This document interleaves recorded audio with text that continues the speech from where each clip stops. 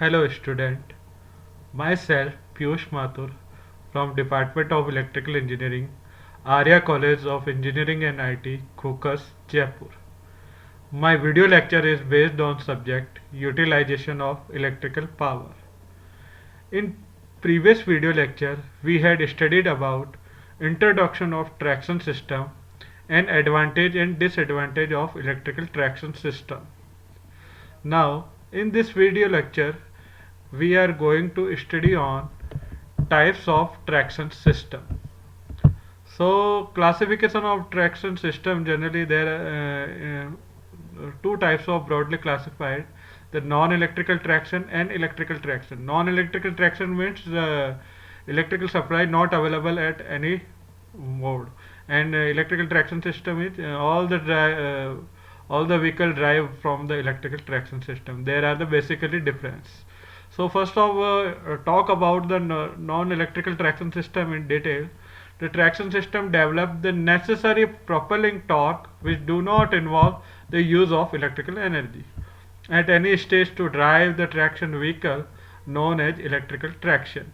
It means that after convert by battery supply or internal combustion with the electrical drives. And nowadays the electrical traction system combinedly with use basically direct steam engine with electrical motor drive. So the non-electrical traction, take an example: direct steam engine drive and direct internal combustion engine drive. The second is electrical traction system. Traction system develops the necessary propelling torque which involves the use of electrical energy at any stage to drive the traction vehicle, known as electrical traction. It means that the basically relation between the electrical supply of all vehicles. Based upon the type of source and feed electrical supply for traction system, electrical traction may be classified into two groups. There are self-contained locomotive and other is electrical vehicle fed from distribution network. It's self-contained when locomotive means it's electricity generated by self from any engine drive, and electrical second types of electrical traction system, the supply taking from overhead distribution line of any network, distribution network. So the first of all talk about self-contained locomotive. In this type, the locomotive or vehicle themselves having a capability of generating electrical energy for traction purpose. This type of locomotive means it means the engine. The first of steam electrical drive. In a steam electrical locomotive, generally the steam turbine is employed for driving a generator used to feed the electrical motors. Such type of locomotives are not generally used to traction because of some mechanical difficulty and maintenance problem, such as generation problem, superheating problem. And second is the diesel electrical trains. A few locomotive employing a diesel engine coupled to a DC generator. Nowadays, maximum use of diesel electrical trains in our India or all over the world. A few locomotive employing a diesel engine drive coupled to DC generator used to feed the electrical motors, producing necessary propelling torque. Propelling torque, it means that horizontal torque. Torque basically we know that force into perpendicular length. And diesel engine is variable high speed type that feeds the self or separately excited DC generator. The excitation for generator can be supplied from auxiliary device such as generator or battery, and the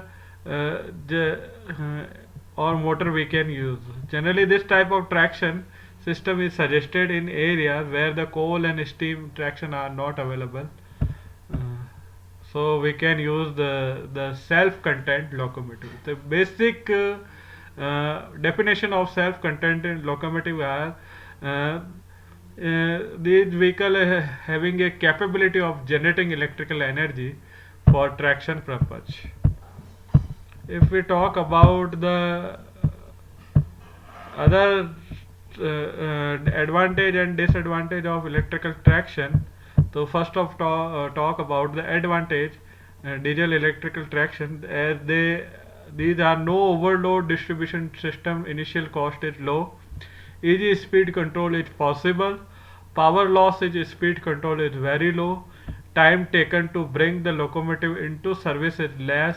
In this system, high acceleration and braking retardation can be obtained compared to the steam locomotive, and the overall efficiency is high compared to steam locomotive. So the most of the advantage are very useful for diesel electric traction. If we talk about the disadvantages is the overload capability of diesel engine is less, the running and maintenance costs are high because the many problem in diesel engine are available. So if we are running at the long route, and the regenerative braking cannot be employed for the diesel engine drive.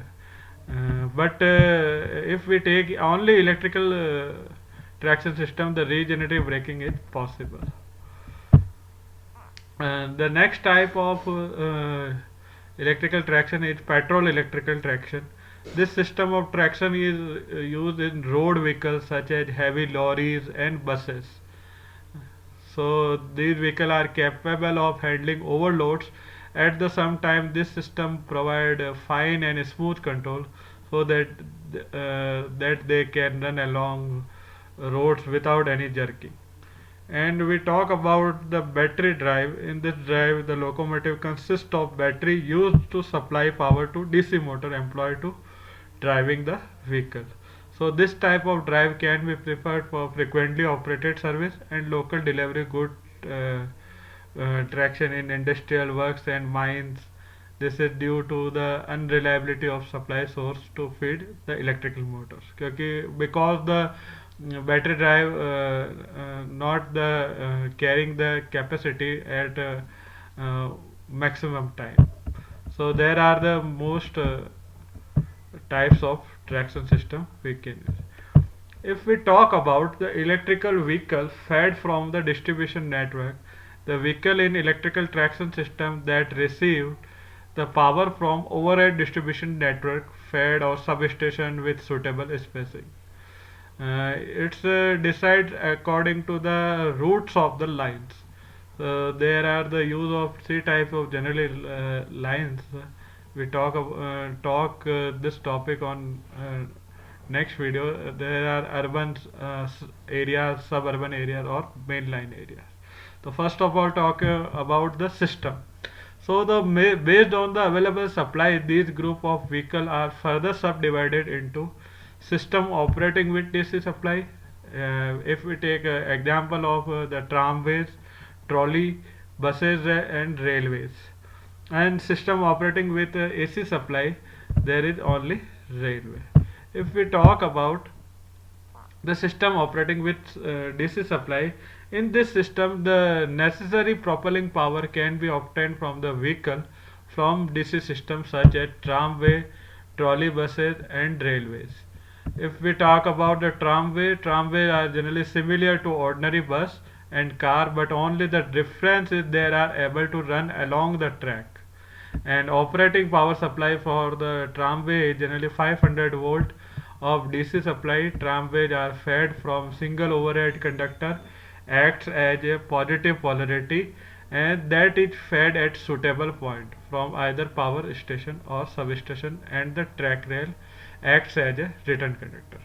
So the main advantage is the only one conductor is used with positive polarity, but they are able to run only along the track. So if we talk about the trolley buses, the main drawback of tramway is running only along the track. So avoid in case of trolley buses, there are electrically operated vehicles and are fed use 600 volt DC supply from two overhead conductor. So the basic difference in tramways and trolley buses is tramways run on only one conductor and trolley buses are run on two conductor. By means of two conductors, then even though the overhead distribution structure is costlier The trolley buses are advantage because the eliminate the necessity of track in roadways. In case of trolley buses, geostatic braking is employed due to high adhesion between road and rubber type. A DC compound motor generally is used employed buses. So there are the main important use of DC supply system. And railway, we know that the all the system run along the distribution of network. So the important role of the electrical supply is high voltage and pollution free for the system, and many advantage used for the all of the system. Thank you.